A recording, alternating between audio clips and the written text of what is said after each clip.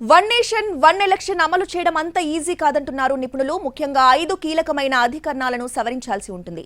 Parliament పదవీ కాలాన్ని నిర్వచించే ఆర్టికల్ 83, పార్లమెంటును రాష్ట్రపతి రద్దు చేసే అధికారమున్న 85, అసెంబ్లీ పదవీ కాలాన్ని నిర్వచించే ఆర్టికల్ 172, రాష్ట్రాల అసెంబ్లీలు రద్దు చేసే 174 ఆర్టికల్, రాష్ట్రపతి పాలన విధించే ఆర్టికల్ 356లను సవరించాల్సి ఉంటుంది.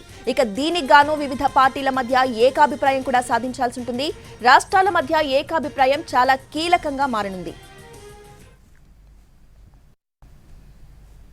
करने के लिए कमेटी रचा दिया गया है, तो इसका अर्थ ये नहीं है कि कल से ही हो जाएगा, इसे तो हमने थोड़ी कहा है।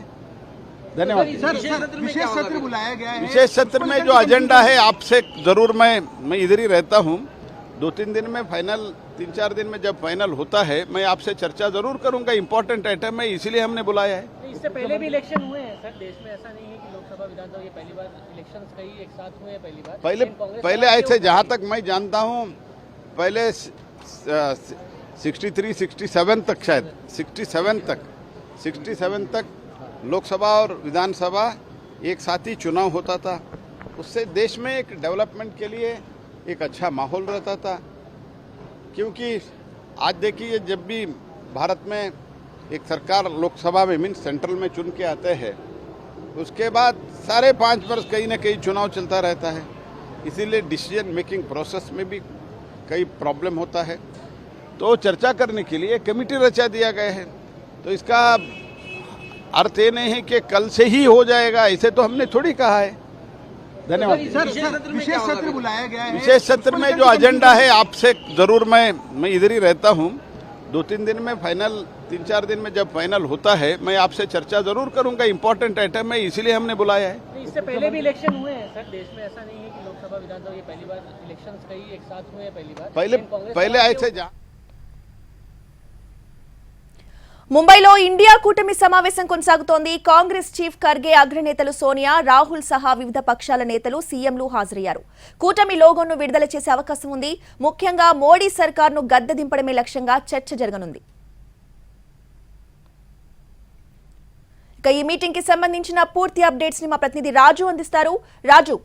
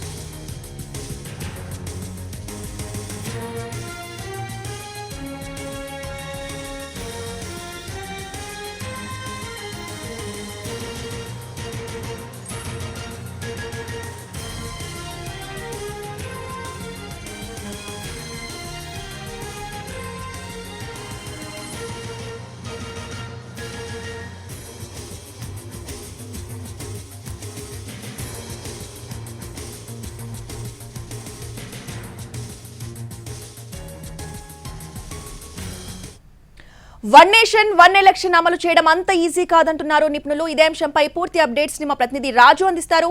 రాజు,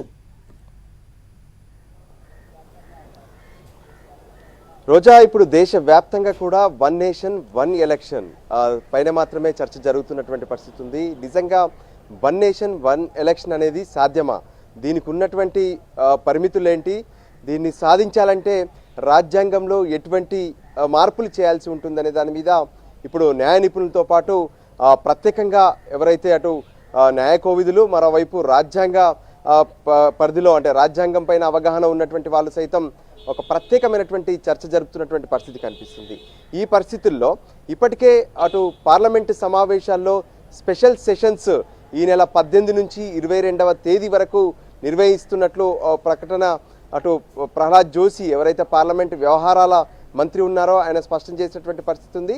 కొద్దిసేపటి క్రితమే 2-3 రోజుల్లో ఈ పార్లమెంట్ సెషన్స్ ఎజెండాను కూడా ఖరారు చేసి ప్రకటిస్తామని చెప్పి ఆయన స్పష్టం చేసినటువంటి పరిస్థితి ఉంది.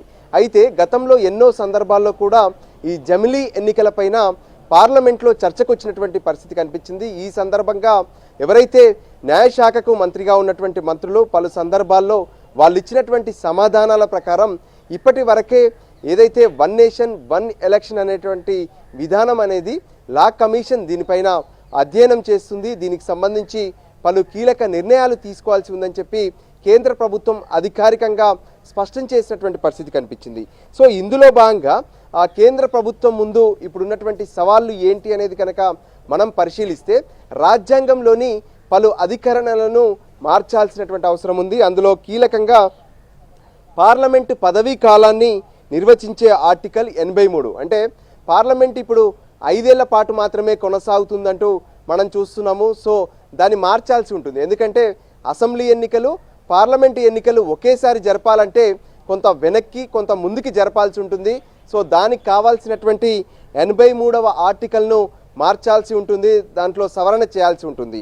ఇక దానికి తోడు పార్లమెంటును రాష్ట్రపతి రద్దు చేసే అధికారం కలిగినటువంటి 85వ ఆర్టికల్. సో ఈ ఆర్టికల్ను కూడా మార్చాల్సినటువంటి అవసరం ఉందని చెప్పి రాజ్యాంగ నిపుణులు స్పష్టం చేసినటువంటి పరిస్థితి ఉంది. ఇక రాష్ట్రాల అసెంబ్లీ పదవీ కాలాన్ని నిర్వచించే ఆర్టికల్ 172.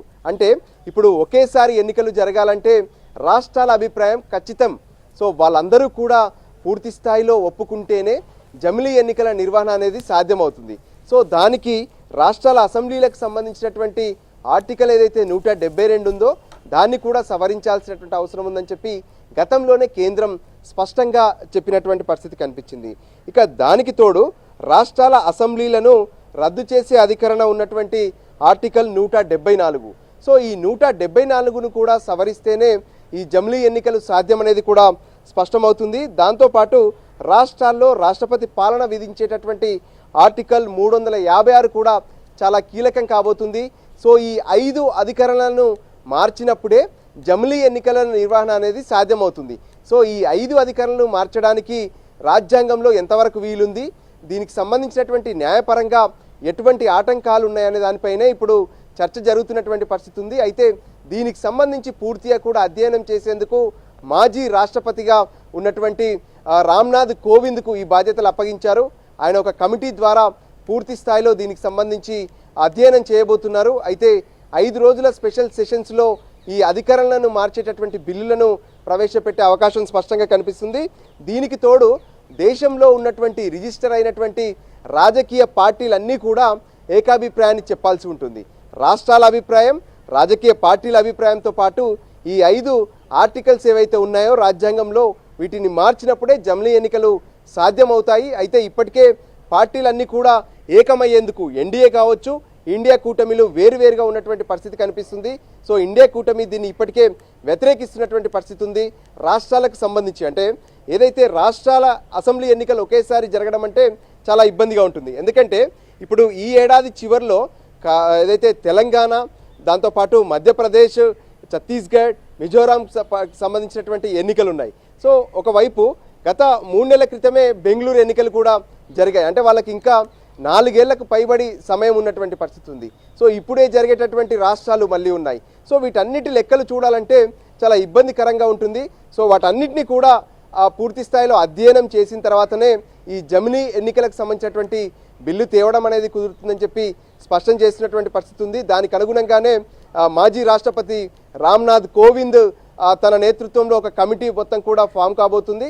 అయితే కమిటీలో ఎవరెవరు ఉంటారు ఏంది అనేది ఇప్పటి వరకు స్పష్టత ఇవ్వకపోయినప్పటికీ కూడా మనకు అందుతున్నటువంటి సమాచారం ప్రకారం సుప్రీంకోర్టులో గతంలో సీజేలుగా పనిచేసినటువంటి వాళ్ళు, ప్రభుత్వంలో పనిచేసినటువంటి చీఫ్ సెక్రటరీల స్థాయిలో ఉన్నటువంటి వాళ్ళకు కూడా ఈ అవకాశం ఇచ్చే స్పష్టత తెలుస్తుంది. అయితే మరోపక్క ఎప్పుడైతే ఈ విషయం బయటికి వచ్చిందో మాజీ రాష్ట్రపతి రామ్నాథ్ కోవింద్కు ఈ నేతృత్వంలో కమిటీ వేశారని చెప్పిన వెంటనే బీజేపీ జాతీయ అధ్యక్షుడు నడ్డా వెళ్ళి రామ్నాథ్ కోవింద్తో ప్రత్యేకంగా భేటీ కూడా అయ్యారు. ఈ సందర్భంగా జమిలీ ఎన్నికలకు సంబంధించినటువంటి కార్యాచరణ పైన కొంత చర్చ జరిగినట్టుగా తెలుస్తుంది. సో మొత్తానికైతే అన్ని రాజకీయ పార్టీలు అన్ని రాష్ట్రాలకు సంబంధించినటువంటి అభిప్రాయాలను తీసుకుంటూనే రాజ్యాంగంలో ఉన్నటువంటి కొన్ని ఆర్టికల్స్ను మారుస్తూ జమిలీ ఎన్నికలను దిశగా ఏదైతే కేంద్ర ప్రభుత్వం కసరత్తు ప్రారంభించింది.